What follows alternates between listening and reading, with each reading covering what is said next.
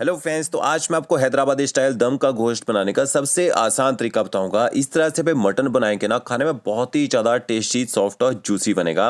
और ग्रेवी देखिए, मटन देखिए कितना सॉफ्ट हो चुका है। तो चलिए रेसिपी शुरू करते हैं। सबसे पहले आपको यहाँ पे मटन चाहिए होगा। 1 किलो 500 ग्राम यहाँ पे मैंने मटन लिया है। मैं बोनलेस मटन का यूज़ कर रहा हूँ, आप विद बोन मटन का यूज़ भी कर सकते हैं। अब सबसे पहले यहाँ पे मटन को ना मैरिनेट किया जाता है। तो 1 बड़ा चम्मच आपने इसमें नमक ऐड करना है। 1 चम्मच आप इसमें देगी मिर्च पाउडर ऐड कीजिए। थोड़ा सा हल्दी पाउडर ऐड करेंगे, बिल्कुल थोड़ा सा। और इसके साथ में ना अच्छे कलर के लिए 1 चम्मच आप इसमें कश्मीरी मिर्च पाउडर ऐड कर दीजिए। और थोड़े थोड़े आपने मसाले भी ऐड करने हैं। तो 1 बड़ा चम्मच आप इसमें धनिया पाउडर ऐड कर दीजिए। आधा चम्मच आपने इसमें जीरा पाउडर ऐड करना है। अदरक लहसुन का पेस्ट ऐड करेंगे तो 2 बड़े चम्मच देखिए मैंने अदरक लहसुन का पेस्ट ऐड कर दिया है। इसके साथ में आपने थोड़ा सा बारीक कटा हुआ हरा धनिया ऐड करना है। और थोड़ा सा आप इसमें बारीक कटा हुआ मिंट ऐड कर दीजिए। मिंट से काफ़ी अच्छा फ्लेवर आएगा। और साथ में आप इसमें दही ऐड कीजिए। तो 1 किलो मटन बना रहे हैं, 200 ग्राम आपने इसमें ना दही ऐड करनी है। और दही आपकी ज़्यादा खट्टी नहीं होनी चाहिए, ठीक है। साथ में गरम मसाला पाउडर ऐड कीजिए। तो आधा चम्मच मैंने इसमें गरम मसाला पाउडर ऐड कर दिया है। अच्छी तरह से नमक मिर्च मसालों के साथ आपने मटन को ना मिक्स कर लेना है। अब जो यहाँ पे मैंने देगी मिर्च पाउडर यूज़ किया है ना, वो तीखा भी होता है और इससे कलर भी अच्छा आता है। तो मटन को इसी तरह से आधे घंटे तक मैरिनेशन में छोड़ दीजिए। और 600 ग्राम यहाँ पे मैंने प्याज लिया है, जिसको छील लिया था। प्याज को आपने स्लाइस काटना है। जितना पतला आप स्लाइस काट सकते हैं ना, उतना पतला स्लाइस काट लीजिए। क्योंकि हम इसको फ्राई करेंगे और फ्राई करने के बाद हम इसको मैश करके ना मटन बनाने में यूज़ करेंगे। तो क्या देखिए, इसी तरह से आपने सारे के सारे प्याज को स्लाइस काट लेना है। इस तरह से मसल लीजिए ताकि इसके जो लच्छे ना वो अलग हो जाए। फिर आपने एक बर्तन में ना ऑयल गर्म कर लेना है। तो 600 ml मैंने ऑयल लिया है। इसमें आपने प्याज को डाल देना है फ्राई करने के लिए। अब जब आप ऑयल में प्याज को फ्राई करने के लिए डालते हैं तो थोड़ा थोड़ा करके प्याज डालना है। ये देखिए इस तरह से, क्योंकि कई बार क्या होता है, ऑयल ज़्यादा गर्म होता है। ज़्यादा गर्म गर्म तेल में हम प्याज को फ्राई करने के लिए डाल देते हैं ना, ऑयल बाहर को निकल आता है। तो क्या देखिए, सारे का सारा प्याज मैंने डाल दिया यहाँ पे फ्राई करने के लिए। गैस की फ्लेम आपने हाई करनी है। और हाई फ्लेम में अपने प्याज को तब तक फ्राई करना है जब तक प्याज का कलर जो है लाइट गोल्डन ब्राउन होना शुरू ना हो जाए। और बीच बीच में पलटे से इसको ना घुमाते भी रहिए। जब प्याज इस तरह से देखिए लाइट गोल्डन ब्राउन होना शुरू हो जाएगा, गैस की फ्लेम आपने एकदम लो कर देनी है। और प्याज को इस तरह से ना पलटी करते रहिए। पलटी करने से क्या होगा, सारे प्याज में एक जैसा कलर आएगा।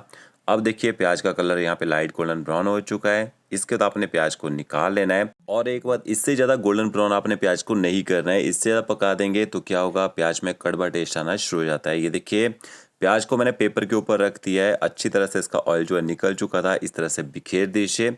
और आप इसको स्टोर करना चाहे ना, एयर टाइट कंटेनर में आप इसको स्टोर करके भी रख सकते हैं। 15 से 20 दिन तक ये खराब भी नहीं होता है। अब थोड़े से काजू और बादाम चाहिए होंगे। तो 12 से 15 काजू और 12 से 15 बादाम ले लीजिए। इनको आपने ना ड्राई रोस्ट करना है ताकि इनके अंदर जो मॉइस्चर है ना वो कम हो जाए, तभी इनका अच्छे से पाउडर बन पाता है। तो ओके देखिए, इनको यहाँ पे मैंने मीडियम फ्लेम में ड्राई रोस्ट कर लिया है। इसके साथ में आपने इसमें ना कोकोनट पाउडर ऐड करना है। आप फ्रेश कोकोनट का यूज़ भी कर सकते हैं, उसको कद्दूकस करके यूज़ कर सकते हैं, या फिर ड्राई कोकोनट मिल जाता है ना, उसका यूज़ भी कर सकते हैं। तो देखिए कोकोनट पाउडर को भी मैंने यहाँ पे ड्राई रोस्ट कर लिया है। इसके बाद आप इनको ना ठंडा होने दीजिए। जैसे ठंडे हो जाएंगे फिर आपने इनको ना मिक्सी ग्राइंडर जार में डाल देना है। और ड्राई नट्स के साथ में आपने थोड़ा सा इसमें ना ब्राउन प्याज भी ऐड करना है। तो पूरा ब्राउन प्याज आपने ग्राइंड करके नहीं डालना है। ये देखिए आधा जो ब्राउन प्याज मैंने रखा था ना वो ऐड कर दिया इसमें। और थोड़ा सा प्याज यहाँ पे बचा लेते हैं, उसको हम क्रश करके ऐड करेंगे। तो इसमें आपने साथ में ना थोड़ा सा पानी भी ऐड करना है। और पानी के साथ आप इनको पीस लीजिए। एकदम फाइन आपने इसका ना पेस्ट बना लेना है। आप पानी की जगह दही का यूज़ कर सकते हैं, बट दही हमने ना मटन की मैरिनेशन में ऐड कर दिया पहले। तो इस तरह से आपने देखिए एक पेस्ट बना के तैयार कर लेना है।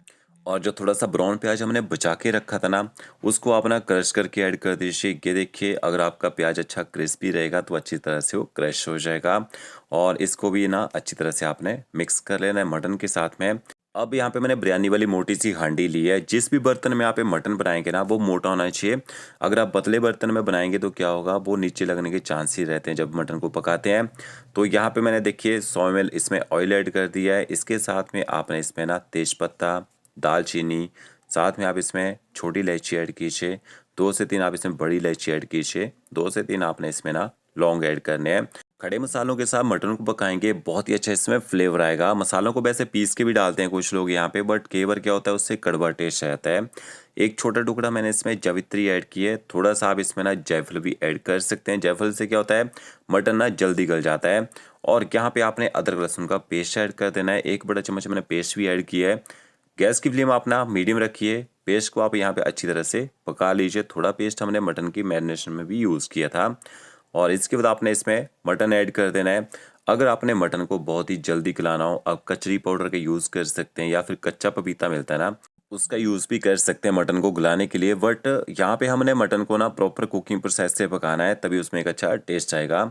तो मैंने इनका यूज़ नहीं किया है। अब मटन को अच्छी तरह से मसालों के साथ मिक्स कर लीजिए और थोड़ी देर आपने मटन को ना इसी तरह से पका लेना है। अभी आपने इसमें दम नहीं लगाना है, तब तक दम नहीं लगाना है जब तक ये पानी छोड़ना शुरू ना कर दे। ऊपर से कवर कर दीजिए। गैस की फ्लेम आपने मीडियम रखनी है। कम से कम ना 7 से 8 मिनट तक आपने मीडियम फ्लेम ऐसे ही इसको पकने देना है। देखिए 7 से 8 मिनट हो चुके हैं। मैंने पानी का यूज़ बिल्कुल नहीं किया था यहाँ पे। मटन ने अपने आप ही अंदर, जो मटन के अंदर मॉइस्चर रहता है, उसने पानी छोड़ दिया है, और जो हमने दही ऐड किया ना, वो भी थोड़ा पानी में कन्वर्ट हो चुकी है। तो मटन को मैंने देखिए अच्छी तरह से मिक्स कर लिया है। अब इसके बाद आपने जो ना काजू बादाम का पेस्ट बना के रखा होगा, वो ऐड कर देना है इसके अंदर। इससे आपकी जो ग्रेवी है वो अच्छी थिक बनेगी और ग्रेवी में बहुत ही ज़बरदस्त कौरमे जैसा टेस्ट भी आएगा। तो देखिए पेस्ट भी मैंने इसमें ऐड कर दिया है। अब अच्छी तरह से इसको भी मिक्स कर लेते हैं। जब आप इस पेस्ट को मिक्स कर लेंगे, इसके बाद आपने ना गैस की फ्लेम हाई कर देनी है, ताकि ग्रेवी में यहाँ पे जल्दी से बॉयल आ जाए। और फिर आप इसमें थोड़ी सी तीखा करने के लिए ना हरी मिर्च ऐड कर दीजिए, क्योंकि हमने तीखे वाली लाल मिर्च पाउडर का यूज़ नहीं किया है।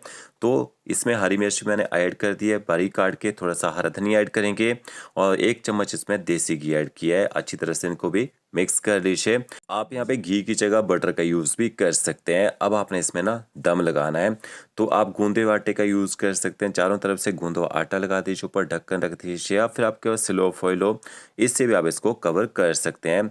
अच्छे से कवर कर देना है, स्टीम बाहर नहीं आनी चाहिए। और गैस की फ्लेम आपने एकदम लो रखनी है। 1 घंटे तक इसको ना एकदम लो फ्लेम में पकने दीजिए। छोटे गोट का मीट रहेगा जल्दी पक जाएगा। अगर बड़े गोट का मीट रहेगा ना, तो 90 मिनट भी लग जाते हैं इसको गलने के लिए। और अगर आपका बर्तन थोड़ा पतला हो, तो आप ना नीचे तवा भी लगा सकते हैं, ताकि मटन जो है कढ़ाई बर्तन के नीचे चिपके ना यहाँ पे।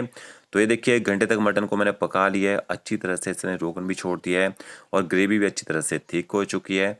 पीस चेक कर लेते हैं। ये देखिए पीस भी आराम से बीच से टूट रहे हैं।